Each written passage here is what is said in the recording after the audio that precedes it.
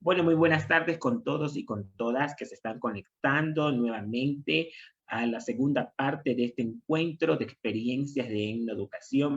Vale recalcar que este es el tercer encuentro de experiencias etnoeducativas que el Ministerio de Educación, la Secretaría del Sistema de Educación Intercultural Bilingüe, organiza en el marco, ¿no?, de la conmemoración del mes de la afroecuatorianidad. Saludamos a todas las instituciones educativas, docentes, autoridades, estudiantes, padres de familia que se están conectando en estos momentos para dar inicio a la segunda parte del tercer encuentro de experiencias de etnoeducación dentro del sistema y fuera del Sistema Nacional de Educación. Bueno, en esta tarde nosotros vamos a tener también dos experiencias, una experiencia de la unidad educativa Luz y Vida, que también es guardiana de los saberes.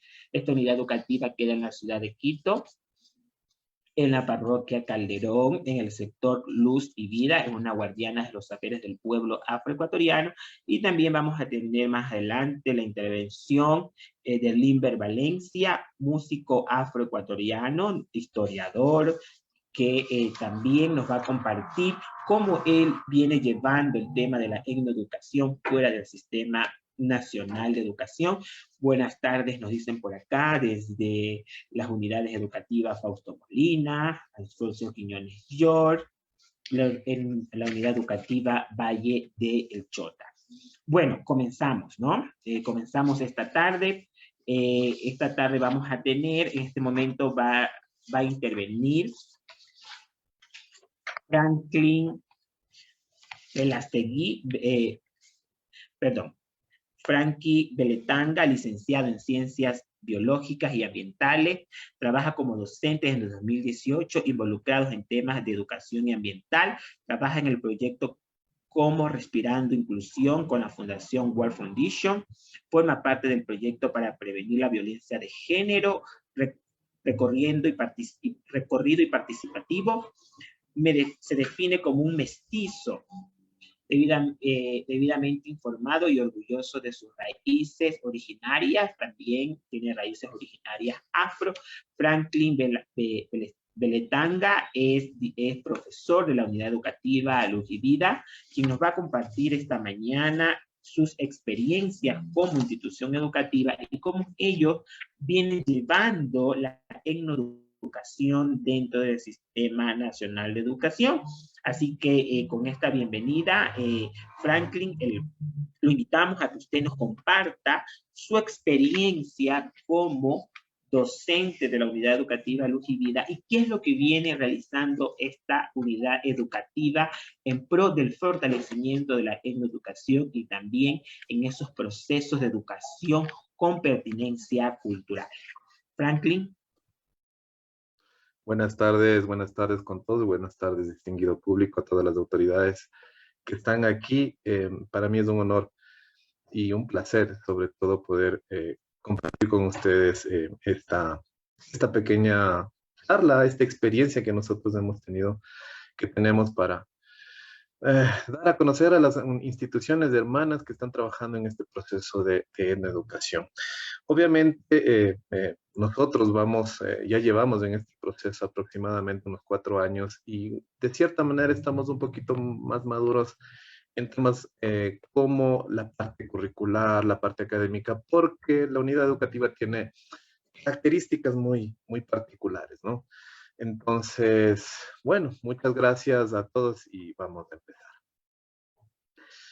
El contenido, pues vamos a hablar acerca de las generales de la institución, cómo dentro de la materia de biología nosotros hemos implementado la etnoeducación, tanto para primero de bachillerato y segundo de bachillerato. Es una pequeña muestra en realidad, porque a nivel de otras materias mis compañeros han avanzado bastante también en este aspecto, y un poco siempre ha sido esa dicotomía en todos los congresos en los que hemos participado. Siempre nos dicen cómo es que podemos inmiscuir la etnoeducación. Hemos tenido ejemplos muy loables, muy lindos también, y ahora tal vez un poco vamos desde la academia a ver cómo lo hemos estado haciendo.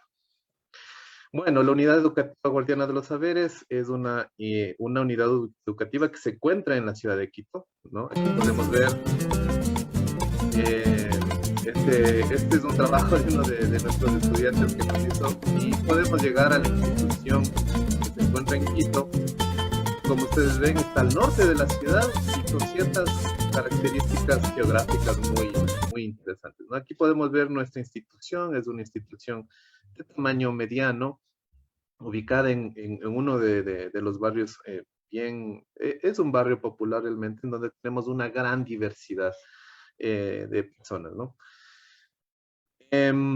O hasta la fecha nosotros contamos con aproximadamente 51% de estudiantes mujeres contra un 49% de estudiantes hombres. ¿Por qué hacemos esta diferenciación? Porque nosotros formamos parte también de otros programas como el recorrido participativo, que es precisamente buscar la prevención de la violencia de género, que también es un tema muy importante en el que debemos trabajar, ¿no? Porque parece que en este país tener la piel negra y ser mujer también es más complicado que solo tener la piel negra. La institución forma parte de todos estos proyectos y hemos tenido hemos alcanzado unos grandes éxitos, ¿no? Dentro de la composición étnica, nosotros tenemos un 71% mestizos, el 24% se considera afrodescendiente contra un 43% de indígena y todavía tenemos me parece que es un 2% de quienes se definen como etnia blanca, ¿no? Esta construcción étnica es bien importante porque dentro de lo mestizo, y la institución trabaja en esto, que dentro de los que se consideran mestizos tenemos camuflados, como digo yo, hay muchos camuflados. ¿Por qué? Porque para nosotros la definición étnica no tiene que estar relacionada con un fenotipo. Lo vamos a ver, es lo que busca esta materia. No vamos a romper un montón de paradigmas que nosotros tenemos y que se han construido a lo largo de las características físicas que tenemos las personas y que nos hemos agrupado. Entonces, sí tenemos muchas veces personas que tal vez tengan rasgos fenotípicos de la afrodescendientes, pero se consideran mestizos y de la misma manera indígenas que tienen descendientes quichuas y se consideran mestizos. Pero nosotros trabajamos en eso, precisamente, darle las herramientas para que pueda construir la identidad y que vayamos reconociéndonos no como características fenotípicas, sino que nos identificamos con la agrupación que pertenecemos. Consideramos que para la ciudad de Quito tenemos una población alta en relación a otras instituciones en presencia de afrodescendientes. Si bien es cierto, en relación a los mestizos viene siendo baja, vemos que este porcentaje suba y eso nos ha permitido trabajar algunas cosillas, ¿no? Dentro de la materia de la biología, nosotros tenemos esta destreza, ¿no? La destreza dice indagar y practicar la teoría sobre la abogénesis que explica el origen de la vida para presentar las distintas evidencias científicas. El tema, como ustedes ven, es el origen de la vida y me dirán muchos, y bueno, ¿y cómo vamos a vincularlo con la educación? Que es muchas de las preguntas que tienen muchos docentes, es la resistencia que existe o que para que estos procesos se den de manera natural. En la institución, obviamente aquí ya está desagregada la destreza y analizamos la información que se encuentra disponible. Este ha sido un proceso de 3 años en donde, por ejemplo, yo estoy a cargo de esta materia y conforme avanzan los temas y yo voy avanzando en esta investigación, he ido descubriendo temas en los que se pueden prestar para la educación. A simple vista, probablemente dirías, ¿cómo meto aquí la educación? Porque hablamos que dentro de los objetivos tenemos que vamos a desarrollar el pensamiento crítico científico para lograr la flexibilidad intelectual, el espíritu crítico, la curiosidad acerca de la vida. Como tenemos este objetivo, nosotros le presentamos esto. Dentro del libro, eso es lo que habla sobre la teoría del origen de la vida, ¿no?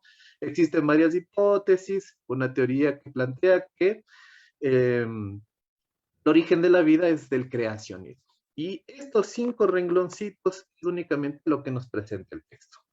Y ahí es cuando nosotros, aquí es donde vamos a implementar nosotros la educación. Si bien es cierto, las herramientas oficiales nos limitan mucho.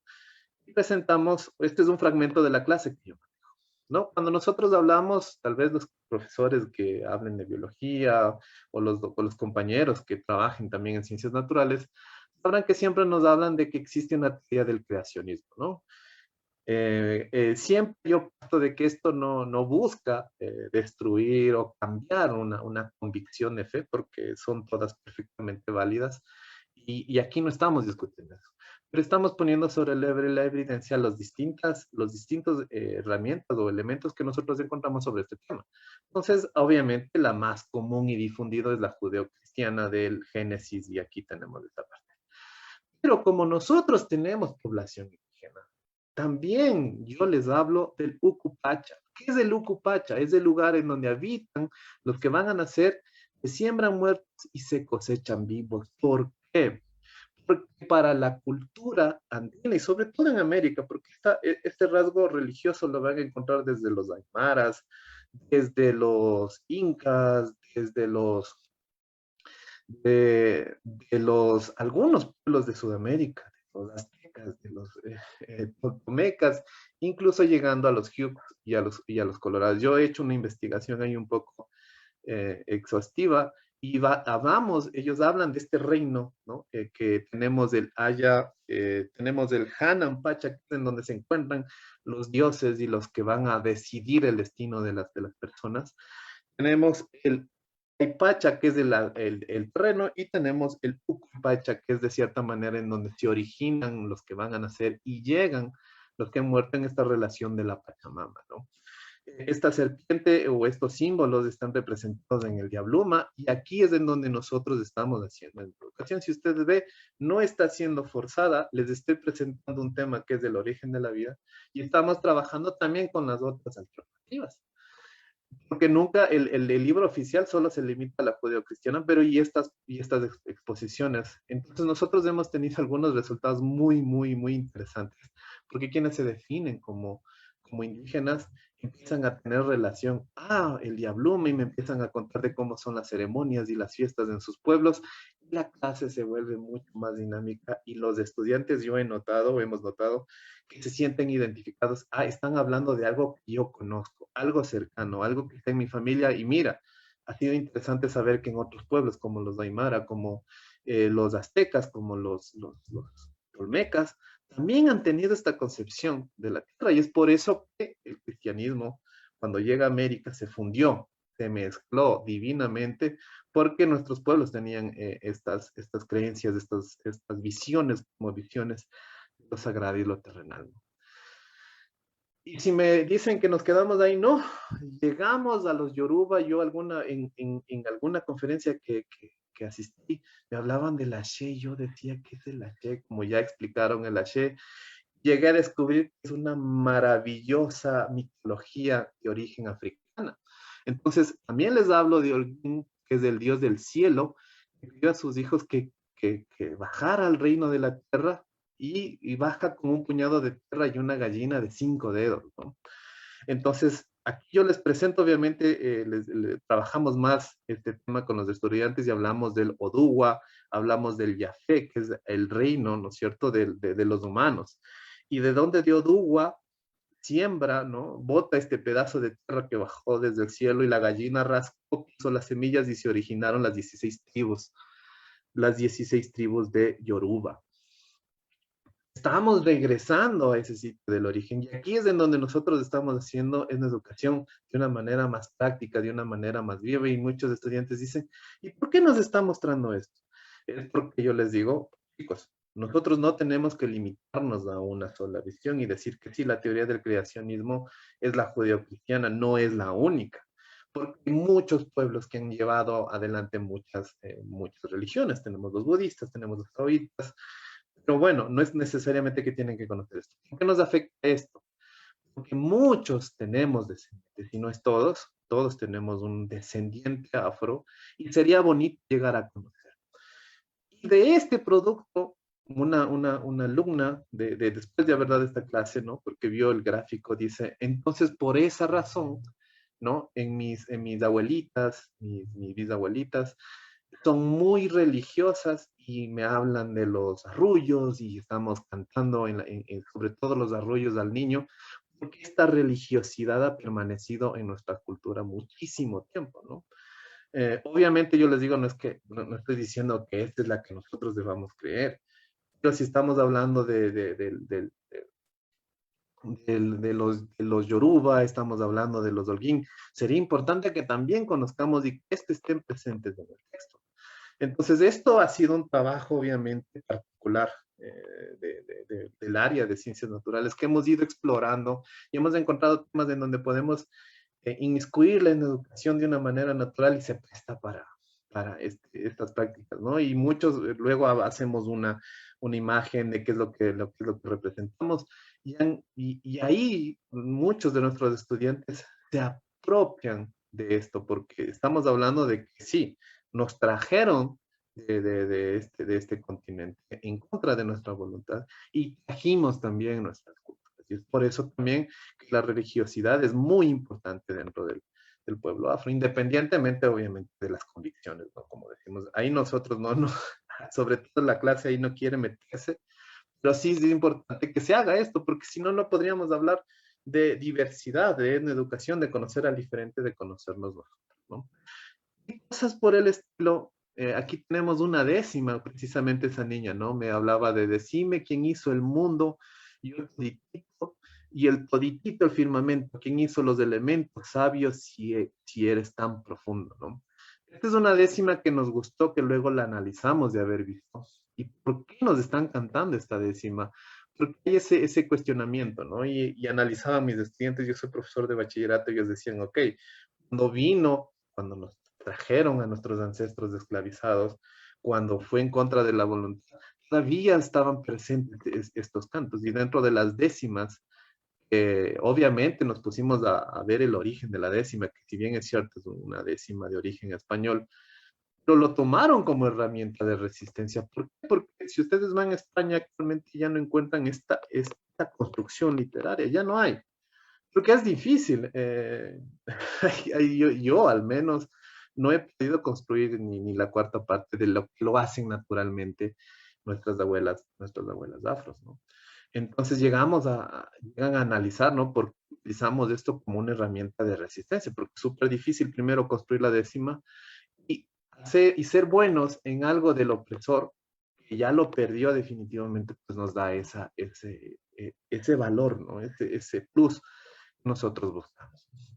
Entonces ahí tenemos un ejemplo de una décima. Cuando les pasen, aquí pueden acceder a la fuente completa de toda la décima completa, pero les quise poner este extracto porque me parece muy bonito, como esto tal vez, si bien es cierto, está hablando de, ¿no? de la creación de la convicción judeocristiana, pero podríamos tener estos elementos, ¿no? Dime quién hizo el mundo, está hablando de un creador, ¿no?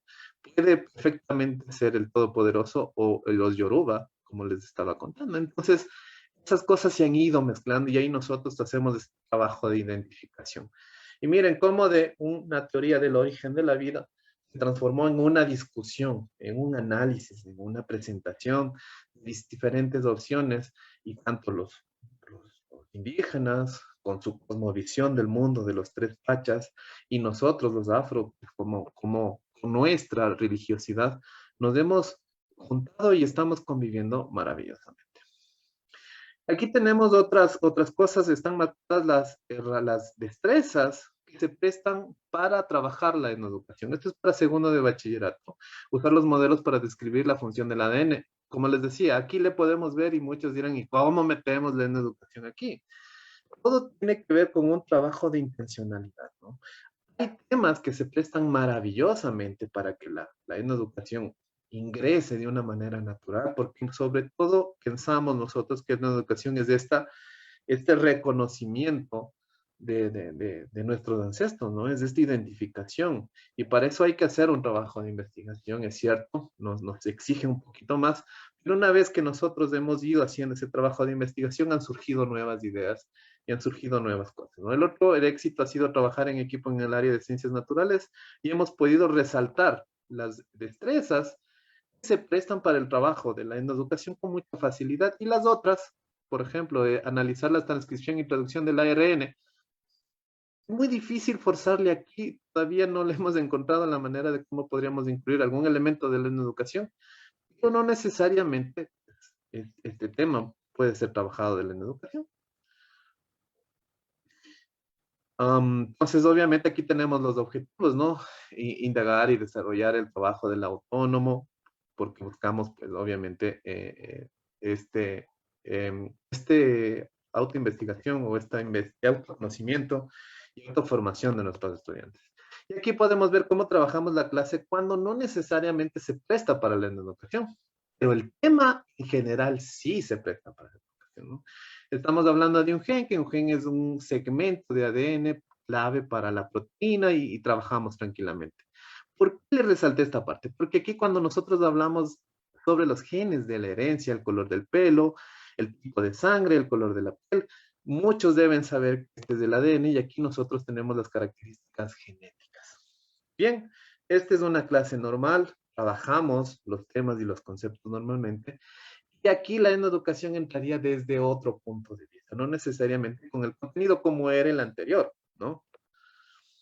Seguimos trabajando el ADN y hablamos de los descubridores. Nosotros hemos hecho un trabajo de investigación, no hemos encontrado científicos de origen afro que hayan contribuido a Watson y Crick, ese tipo de cosas. Entonces, sí hemos hecho el trabajo de investigación, pero lastimosamente los hechos son así. Y como también la ciencia ha sido discriminatoria, si tal vez hubo estos aportes o no están registrados, ¿no?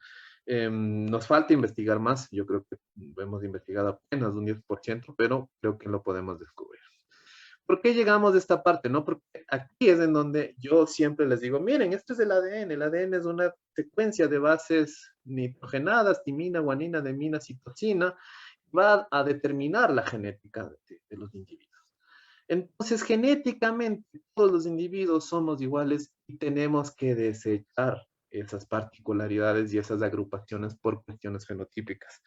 Yo apunté en la exposición de la mañana sobre me parece que es el Afrocentro, el Centro Afroecuatoriano de Guayaquil, y ellos hablaban que sería en contra natura negar la educación porque es una característica biológica. Pues lastimosamente vengo yo para decir que esto no es así, porque los rasgos genéticos son todos los mismos, todos los seres humanos tenemos la misma codificación genética. Pero hay una cuestión, hay ciertas particularidades en nuestro gen que nos hacen únicos, y nos hacen únicos incluso entre hermanos gemelos.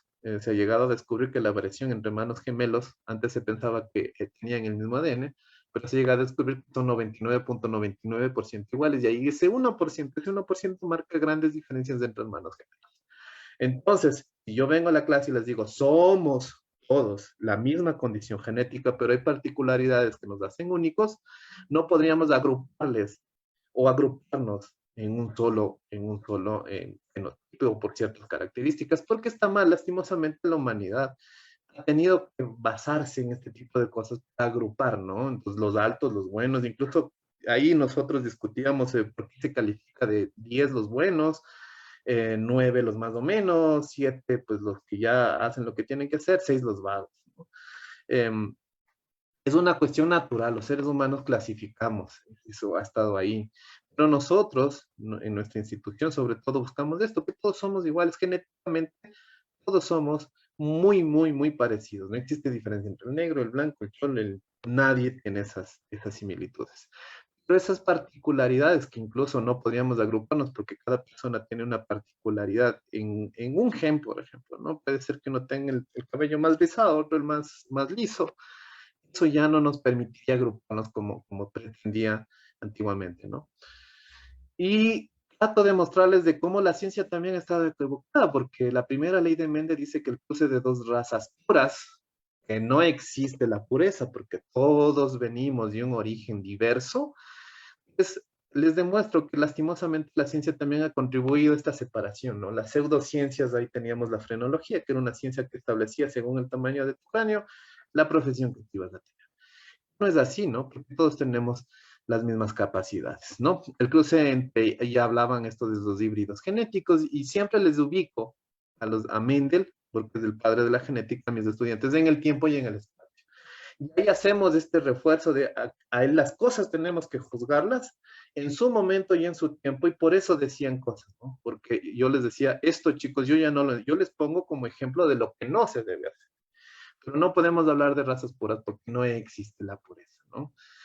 Y cuando hablan de esta diversidad genética o titulares de, en el Ecuador el 10% es afro, el 5% indígena y mestizo no sé cuánto, ese tipo de noticias también contribuyen a distorsionar la información, ¿no?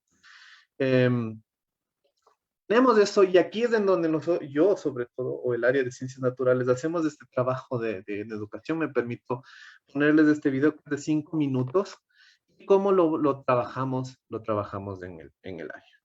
Estudio Jaini presenta: algo que nos gusta hacer a los humanos es clasificar, tomar la diversidad de elementos que nos presenta la realidad y definir tipos en los que podemos dividir esos elementos. Clasificar puede ser muy útil cuando hablamos de objetos o conceptos, pues nos permite hacer generalizaciones que hacen más fácil pensar. Y es tentadora la idea de clasificar a los seres humanos por sus características físicas, pero ¿de verdad existen las razas humanas? Desde que las personas pueden viajar, se han dado cuenta de que en diferentes lugares los habitantes tienen aspecto diferente, diversos colores de piel, texturas de pelo y rasgos faciales. ¿Por qué? Para el Antiguo Testamento había 3 razas, que eran todas las que conocían los judíos en ese entonces y provenían de los hijos de Noé: los descendientes de Jafet, o sea, los europeos; los descendientes de Cam, los africanos de piel oscura; y los descendientes de Sem, o sea, los árabes. Ya, siempre cuando trabajamos video nosotros hacemos este tipo de detenciones. Aquí yo les decía miren, dentro de la construcción también de esta fe, porque van a ver lo que nos dice acerca de los descendientes de los camanitas. Entonces, lastimosamente, siempre hacemos este análisis, obviamente, en el tiempo y en el espacio. Para ese entonces, siempre ha habido, desde incluso la propia construcción judío-cristiana, ha contribuido a esta segregación y a esta división. Entonces, con lo que van a escuchar, yo siempre les decía, pónganle mucha atención, qué es lo que pensaban en ese entonces, ¿no? Recordemos que los jesuitas son los que traen afros al valle del Chota, y bajo la misma convicción cristiana, pues decían que estaba bien cometer aún igual, ¿no? Obviamente no están aquí los jesuitas de ese entonces para poder defender tal vez lo que estaban diciendo, y tal vez les estamos juzgando con valores de ahora, pero no podemos callar la historia. Y la historia nos dice, y ahí están las casas de las haciendas, cómo también la iglesia contribuyó a esta segregación. Y los propios hebreos. La primera clasificación formal la hizo François Bernier en 1684 y en 1785 Carlos Linneo, después de clasificar a los animales, dijo que había 4 razas humanas: europea, asiática, africana y americana. Aquí nosotros, o yo les trato de evidenciar que, miren, con el apoyo de las pseudociencias ha permitido segregarnos y dividirnos, ¿no? Y hablamos de este eurocentrismo, este pensamiento del centro como Europa, como el centro del todo, y estos son científicos europeos. Obviamente vamos a ver que el que cuenta la historia, o el que gana, o el vencedor, es el que cuenta la historia, ¿no? Y por eso también la ciencia ha contribuido para estas segregaciones y estas clasificaciones. Por mucho tiempo, estas clasificaciones, a veces con la legitimación pseudocientífica, sirvieron para justificar la opresión y la explotación. La esclavitud de los negros en el siglo XVIII y XIX, por ejemplo, se justificaba diciendo que eran descendientes de Cam, quien había sido maldecido por Dios. En los virreinatos españoles de América, incluso se inventó un sistema de castas ligado a la raza. Quienes más derechos tenían eran los españoles de sangre limpia. A los hijos que tuvieran con mujeres indígenas se les llamaba mestizos, o si era con las mujeres afrodescendientes, mulatos. Y de todas las posibles combinaciones surgió una enredada clasificación que incluía castas con nombres tan chistosos como Sambo, Saltapatrás, Zambaigo o Tentenelaire, cada uno con menos derechos que el anterior. Después de un par de siglos de mezclas, era imposible saber a qué casta pertenecía cada quien. Y Aquí siempre hacemos un paréntesis y vamos teniendo en cuenta, o haciendo caer en cuenta, que las cosmovisiones de las razas, o estas clasificaciones en función del fenotipo, corresponde únicamente a una visión humana, es una visión de las personas, de una relación de poder, y aquí se presta para una discusión en donde ya entramos con la educación para la ciudadanía, de cómo el poder necesita segregar y clasificar para mantenerse en sus privilegios, ¿no? Y tenemos esta clasificación evidentemente arbitraria y con privilegios para los que están en el poder.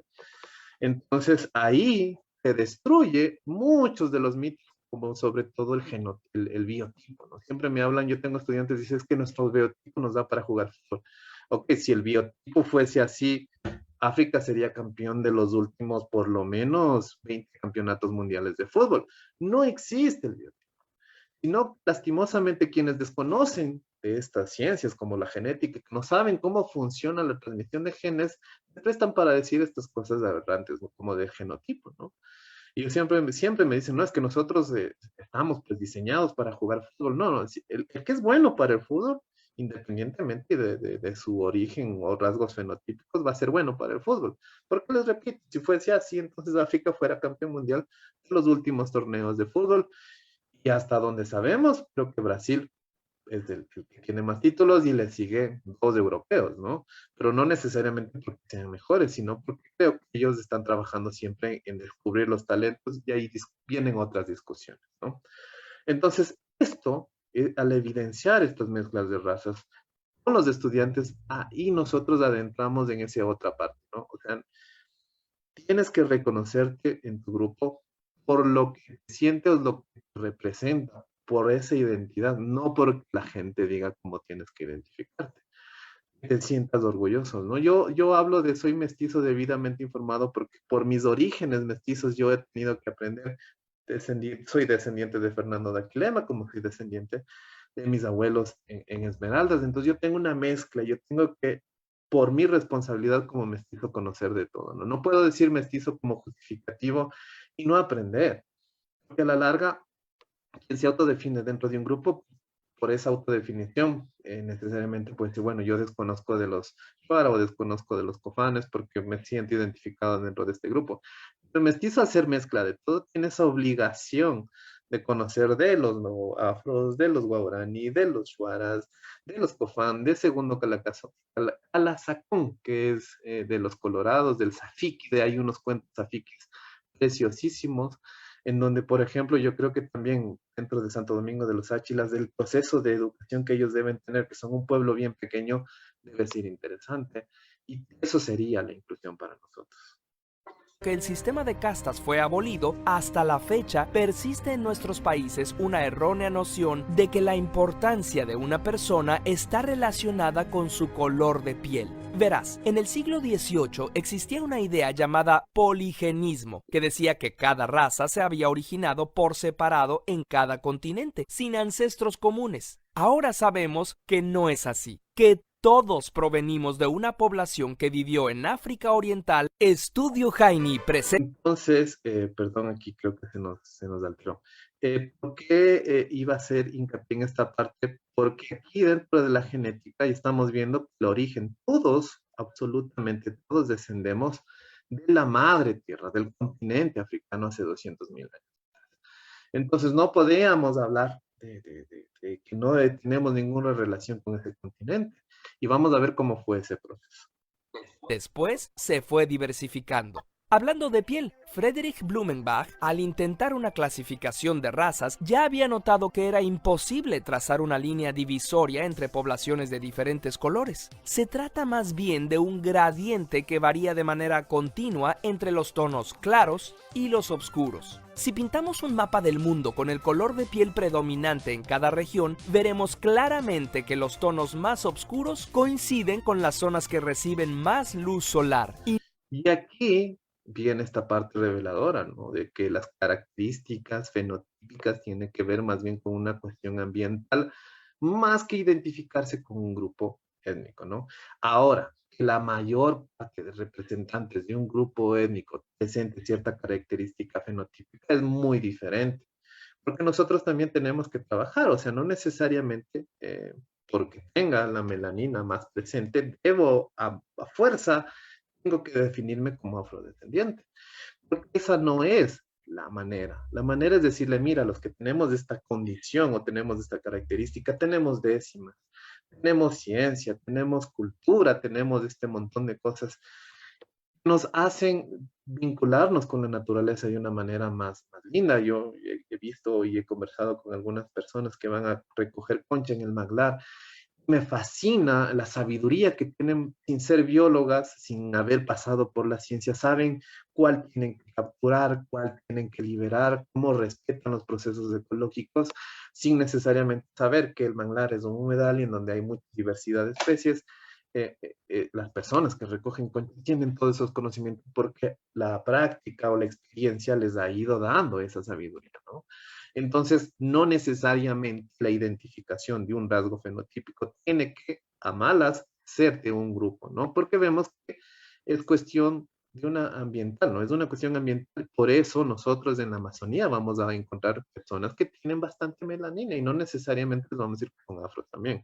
Entonces se derrumba eso, pero les hacemos la invitación a autodefinirse porque tenemos música, porque tenemos literatura, tenemos otro montón de cosas y los aceptamos precisamente por esas diversidades. No con los patrones de migración, por ejemplo. ¿A qué se debe? Los rayos ultravioleta de la luz solar pueden causar quemaduras o hasta cáncer de piel, pero al mismo tiempo son necesarios para producir vitamina D, indispensable para fijar calcio y tener huesos fuertes. Nuestra piel tiene una sustancia llamada melanina, que en grandes concentraciones bloquea la luz y en bajas la deja pasar. De esa sustancia depende el color de tu piel. A más melanina, más oscuro el color. En las zonas con más radiación solar, cerca del ecuador, sobreviven mejor los individuos de piel oscura. Y en las zonas más al norte y al sur, sobrevive mejor la gente de piel clara. Ambos a salvo de quemaduras y produciendo suficiente vitamina D. Entonces, el color de piel está más relacionado con el lugar en el que vives tú o tus ancestros cercanos que con la pertenencia a un grupo étnico definido. Por ejemplo, la gente que vive al sur de la India y Sri Lanka tiene la piel muy oscura, pero sus tatarabuelos vivían más al norte y tenían la piel más clara, y a su vez sus ancestros remotos venían de África y tenían la piel oscura. En tan solo 2500 años puede cambiar por completo el color de piel de una población. Si tu color de piel no corresponde al lugar donde vives, el de tus tataranietos seguramente sí, dentro de unas 100 generaciones. Por ejemplo, dato revelador a muchos les causa así como, oh, ¿qué va a pasar? Entonces mis descendientes, y ahí se rompe otro mito que me hablan los estudiantes de mejorar la raza. ¿Por qué no existe tal? Las condiciones ambientales, lastimosamente, la naturaleza es así, selecciona o prevalece ciertas características fenotípicas dependiendo en el entorno en el que se encuentran.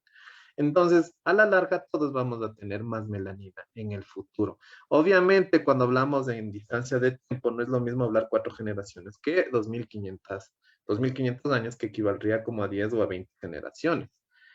Pero ese cambio, ¿no? Entonces, de aquí al Ecuador, yo creo que dentro de 100 o 200 años, pues todos vamos a presentar un mismo color de piel, dadas las condiciones geográficas en las que nos encontramos, ¿no? Científicamente, las razas no existen. Son un intento artificial por hacer grupos excluyentes donde realmente no hay divisiones. Incluso las razas de perros no son clasificaciones biológicas, son categorías que comparten ciertas características en las que se pusieron de acuerdo clubes de aficionados. No hay razas humanas. Existen solo diferentes características físicas que se heredan, cambian con el entorno y se mezclan para dar origen a millones de maravillosas combinaciones que forman la increíble y hermosa diversidad humana. Curiosamente, ¿recuerdas? Listo, entonces, ¿qué logramos conseguir nosotros con todo esto? Es romper los estereotipos que también la ciencia a veces ha upado, ¿no? Estos entrenadores de fútbol, sobre todo, a mí me indignan cuando hablan del biotipo adecuado. No hay biotipo.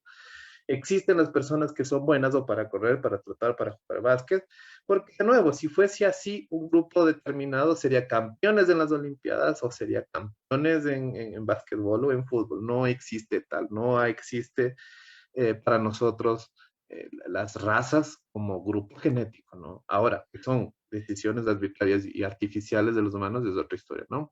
Se reconoce al diferente y se aceptan las similitudes, eso nosotros conseguimos trabajar, después hablamos obviamente de los cruces genéticos, gen dominante, gen recesivo y continuamos la clase.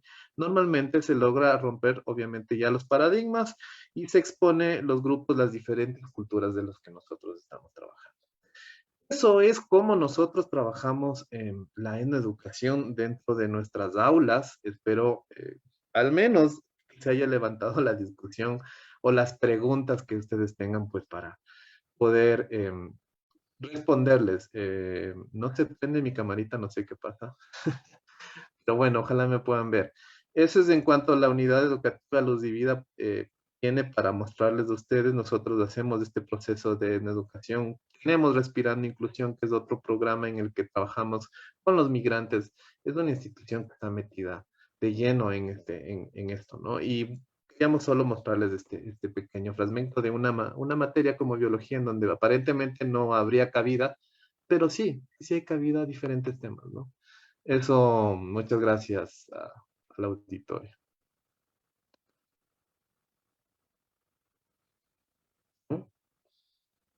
Ok, Franklin, muchísimas gracias. Vemos que la unidad educativa Luz y Vida nos ha compartido esta tarde su experiencia, ¿no? A partir de un tema que nosotros, ¿no? Como docentes abordamos en el aula de clases y que también nos permite ampliar los conocimientos cuando buscamos otras fuentes de información. Aquí tenemos algunas observaciones, comentarios de las personas que nos están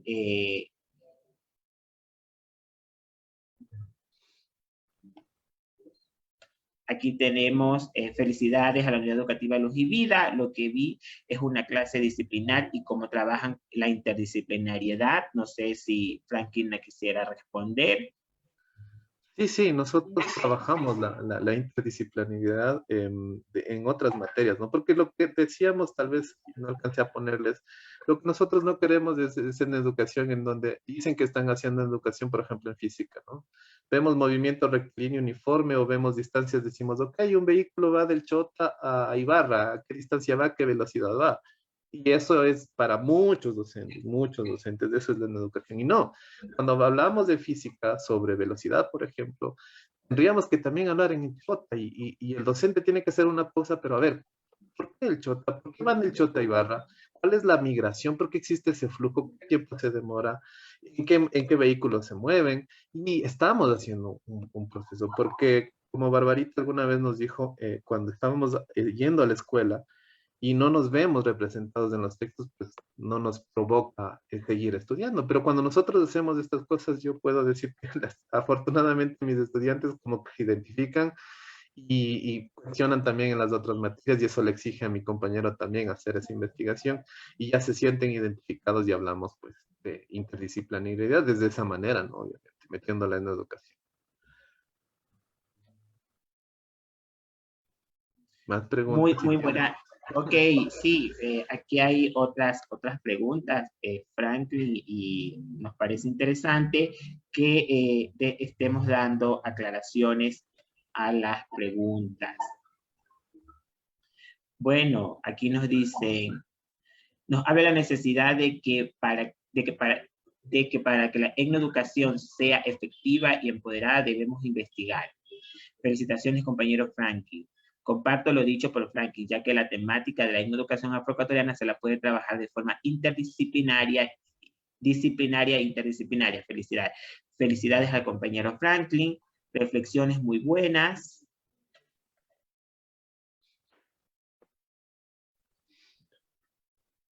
Tenemos, bueno, para Narcisa, que está haciendo la pregunta de por qué hay unidades educativas afroecuatorianas e interculturales bilingües. Bueno, Narcisa, estas unidades educativas nacen con el propósito de fortalecer los procesos, fortalecer los procesos culturales y de fortalecer una educación con pertinencia cultural en aquellas instituciones educativas donde existen mayor población o afro o indígena o montubia, según el decreto 075A y según también la nueva ley de educación intercultural, que es muy importante leer por qué existen este tipo de instituciones y por qué se las diferencia de las instituciones hispana, bueno, estas instituciones también son hispanas, pero porque esa es la diferencia de las instituciones regulares y porque tienen este nombramiento de guardianas de los saberes para el pueblo afroecuatoriano y para el pueblo montubio, y porque tienen y porque se llaman guardianas de la lengua para los pueblos indígenas, ¿no? Tienen que tener una particularidad para poder pertenecer a este grupo de instituciones educativas, ¿no? Entonces es muy importante leer lo que dice la normativa del 075A y también lo que establece la nueva LOE y compañera Narcisa de Jesús.